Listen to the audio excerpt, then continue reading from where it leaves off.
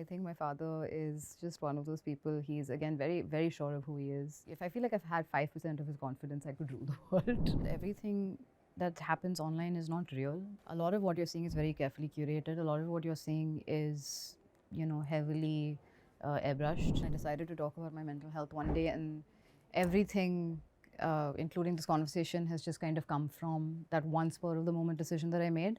But I have to say it's the best decision that I made. The thing to note though about something like depression or something like even anxiety and anything that you're struggling with mentally, it's very hard even if you have a wonderful support system. Hi, Shaheen. Welcome to the Quint, and thank you so much for making the time to talk. Hi, thank you for having me. Shaheen, we're sitting here talking about an extremely important endeavor that MTV is trying to do, is to start a conversation that your success is not equivalent to the marks you get back in school and in college, right? How important do you think this conversation is one? I think it's a really important conversation because we've all been to school, we've all been in school at one point or the other. In our country especially, we value education very, very highly. The pursuit of academic success and excellence puts a lot of pressure on young people, on teenagers, on children. And I mean, I remember my time in school as well, as not being without its pressures, it came with pressures. Everyone, whether you're a good student or an average student or a poor student, like I was, we all have that pressure. So I think it's just a very important conversation for us to have. So, how did you as a child kind of navigate through this pressure? Or could you also navigate through this pressure? Or was it something you had to deal with and kind of overcome at a much later stage in life and realize that, oh, well, there was just too much pressure for nothing? Yeah, I mean, that's the thing. I think that what you don't realize when you're in school and when you're in college is that it's a part of your life. It's not the entirety of it. It's one facet of it. Absolutely. When you're a child, when you're a young person, because there's so much life experience ahead of you, you can't see into the future. You don't know what your future is going to look like. So you think that this is your whole world. It becomes your entire world. And the kind of pressure that it puts on you, because then obviously when something is your entire world and you feel like you're not succeeding at it or you're not doing as well as you want to do at it, it will of course be shattering. For me, it was stressful. There was pressure. In hindsight, I don't think it was pressure that I needed to put on myself. In hindsight, I also realized how much it has continued to affect me till today, because these certain things stay with you. They become a part of the way that you approach your life. And so I think like for everybody else, there was definitely pressure for me. I also think, Shaheen, you are someone who is an advocate for mental health. You do speak about it. When was the time that you decided that you wanted to speak about this and be somebody who could also support others, on their journey to recovery? Honestly, I didn't make a decision. I didn't decide to do it. It just kind of happened. I kind of fell into it.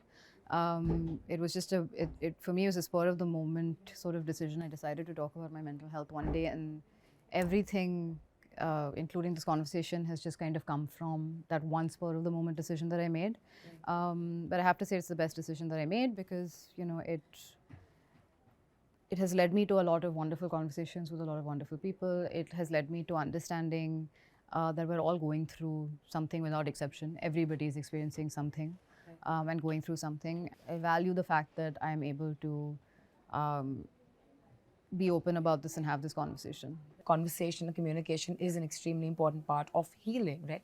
So during your process during that time when you were dealing with certain things, who were the kind of people, who was that village that really, propped you up?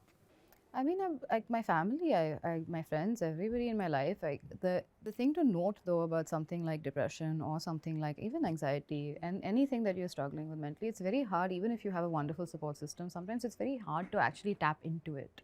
It's hard to tap into your resources even if you have them. So it can be a very isolating journey even if you have all of those things in place. But having said that, I was very lucky to have those resources in place. Shine, growing up, of course, you come from a family where your father is a renowned director, your mom, your sisters. There's so much, especially in today's world, where everything is out there in the open. So much is written, not necessarily the good. There's also bad, right? How do you, as a person, navigate through that? And as a child, was it more difficult for you? No, I don't think so. I mean, I think, I never really paid attention to what is being said outside. I know who I am. I know who my family is. I know, I think there's a lot of clarity on that. And so the outside noise doesn't really penetrate. Weirdly, I mean, when negative things are said, I find it quite amusing. So I guess I've just never really had that be an issue for me. It's never really been a problem. I think, I guess, just having a certainty of where you are and who you are really helps with that. Social media is a huge part of all our lives today, right? And there's this constant validation or assurance that a lot of people look for on social media. What are the three things you could probably tell people, since you do talk about mental health, that they should start doing to kind of stop looking for that validation online? I mean, I think it's important to realize that everything that happens online is not real. That's not necessarily real life. It's not the real world. A lot of what you're seeing is very carefully curated. A lot of what you're seeing is, heavily airbrushed. A lot of what you're seeing is just simply not real. So, if you're trying to live up to that, you are going to fall short because it's an impossible task. I think just focus on what's happening in your real day-to-day life. Be grounded in that. I think we forget that the real world is what's happening out of our phones and outside of our phones, not inside of our phones. The thing that my father always told me is just find one person that you can be completely honest with and be honest with them about everything, and just and do that, because it has immense value to have someone you can communicate with like that. So I think that's just a helpful thing to do no matter what. I have had the opportunity to meet your father a million times, of course.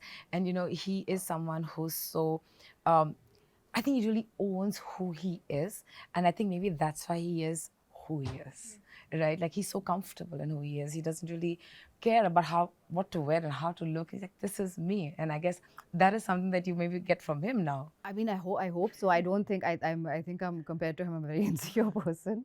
But no, definitely, I think my father is just one of those people. He's, again, very very sure of who he is. He knows who he is, and I really strive. If I feel like I've had 5% of his confidence, I could rule the world, which I don't. But yeah, definitely. If I could take you back to a younger Shaheen, what are some things you'd like to tell her? I think she's being told a lot of things at 15. A lot of people are saying a lot of things. I would tell her nothing. I would just give her a hug and say, you're doing well. Thank you so much for talking to me, you. Shaheen, and Thank you good so luck for much. everything you're setting out to do. you. Thank you.